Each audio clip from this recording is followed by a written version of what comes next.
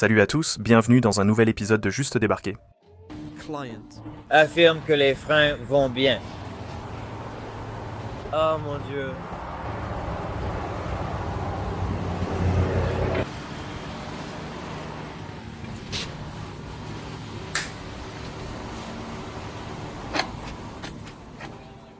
Ce F250 de 2016 est arrivé avec un problème particulier.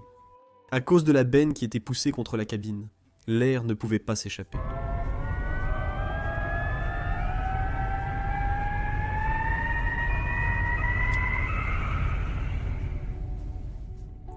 Une Z0 Seat 2025 est arrivée, le client signalant de l'eau au plancher passager.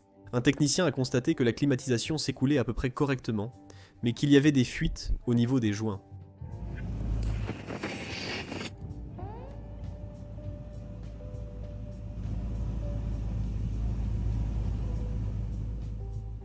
Ce transit est arrivé avec un client confiant pour son contrôle technique.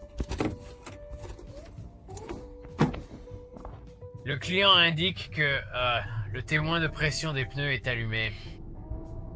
Et il est très évident pourquoi. On dirait que le pneu arrière gauche est un peu sous-gonflé, mon gars. D'accord, le pneu est réparé. Maintenant, il ne reste plus qu'à le rendre au client. Ce GMC Sierra 6.2 de 2019 avec 83 000 miles est arrivé. C'est le premier que le technicien voit personnellement, avec un tendeur défaillant et toutes les tiges de culbuteur pliées. Toutes les soupapes ont touché les pistons. L'entretien a toujours été fait selon le propriétaire.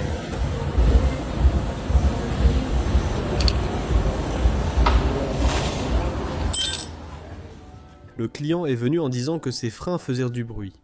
Le technicien pense que le client a raison et n'a aucun doute que le client a entendu du bruit depuis au moins 1 ou 2 jours.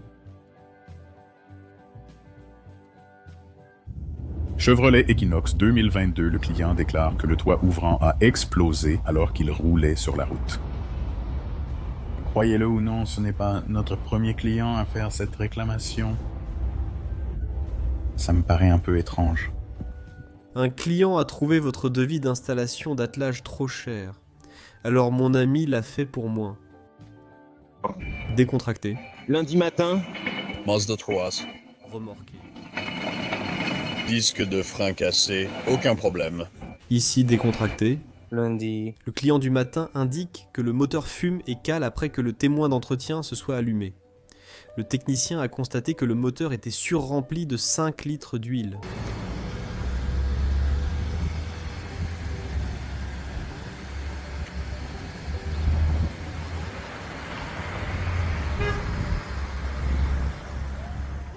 BMW amené par le client signalant un volant à l'envers, merci de vérifier et conseiller.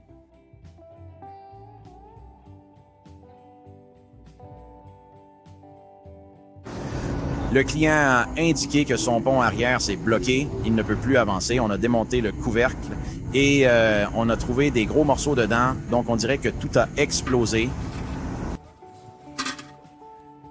Cette Camry 2007 a perdu l'alimentation du relais de ventilateur et a surchauffé sur l'autoroute. L'atelier a trouvé des fourmis écrasées dans le relais et un nid dans le boîtier de fusible. Le technicien a expliqué 15 minutes au client que les fourmis avaient un peu causé la panne et a tenté de ne pas rire devant sa réaction.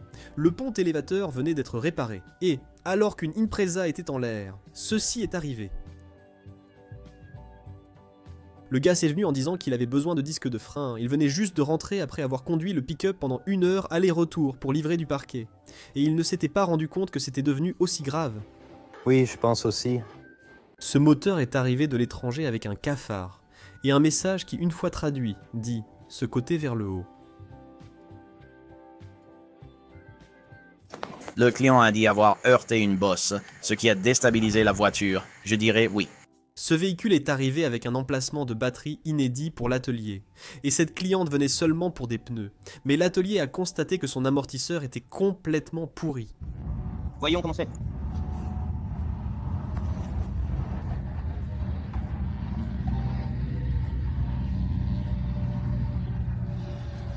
Toi-même pour obtenir tout le gardien. Ce véhicule est venu pour un changement de pneus. Le client signale un manque de puissance et un voyant moteur allumé.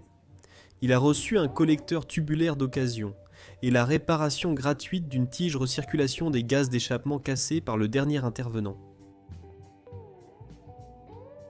Comment détecter un roulement de roue défectueux? Ouais. Serré. Écrou de roue? Roue serrée. Voici un message de service public. Coupez les colliers de serrage, ainsi c'est stupide. Voilà à quoi ça ressemble. Des trucs dépassent du cadre. Regarde, c'est pour nous, le groupe, mais on ne peut rien faire avec ce cadre rempli. Tu sais, plein de ça.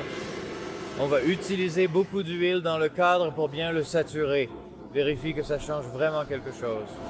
Mais ça, c'est le camion chasse-neige. On sait que les bas de caisse sont foutus, mais le gars ne laisse pas tomber le cadre. Donc là, on passe le jet à l'intérieur du cadre et on enlève tout ce qu'on ne peut pas autrement. Voilà à quoi ça ressemble quand on le fait. On pourrait basculer le camion pour le poser directement sur les supports de la lame, ça irait très bien. Le client précise que cela provient d'un fût de carburant livré ce matin par son fournisseur. Ils ont expliqué que l'appareil a fonctionné 2 heures avant de s'arrêter définitivement. Il a fallu remplacer tout le système d'alimentation en carburant, coûtant près de 8 000 $, hors main-d'œuvre. Le client a obtenu que la société de livraison de carburant couvre les dommages et on lui a dit que d'autres appels similaires avaient été reçus. Heureusement, la majorité d'entre eux s'en sont rendus compte avant de remplir un réservoir et de faire passer cette saleté dans un système d'alimentation en carburant. O5, Cobra Terminator. Donc il vient juste de faire installer une radio dans un atelier. Et après ça, chaque fois que tu appuies sur l'embrayage avec le contact allumé, le démarreur s'enclenche et frappe le volant moteur, donc embrayage enfoncé. Et quand tu gardes l'embrayage enfoncé,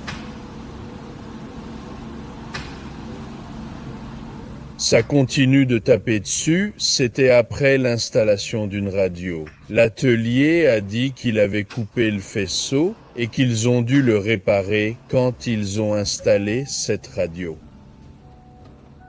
Ça devrait être amusant.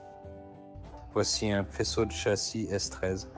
Le client lui-même a essayé de le raccourcir et il s'est rendu compte qu'il était un peu dépassé. Alors maintenant, on le prend en charge, on va le réparer. La première chose qu'on va faire, c'est tout bien fixer. On va retirer toute la gaine, tout inspecter, s'assurer qu'il n'y a pas de corrosion, de fils abîmés, ce genre de choses. Puis on va s'attaquer à ce sac de nœuds. On a ça ici. Heureusement, le client a étiqueté chaque fil qu'il a coupé.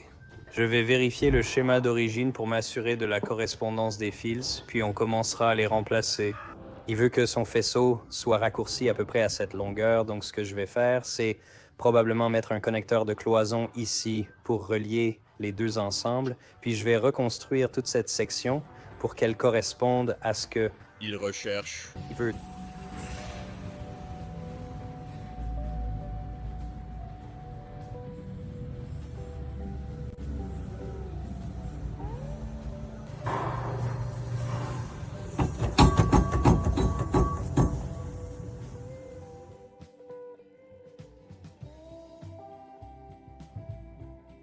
Vous pouvez soumettre des vidéos que vous avez personnellement filmées sur notre site web à justroledignité.com. J'espère que vous avez apprécié cette vidéo et merci de laisser un like ou de vous abonner si ce n'est pas déjà fait. Merci d'avoir regardé.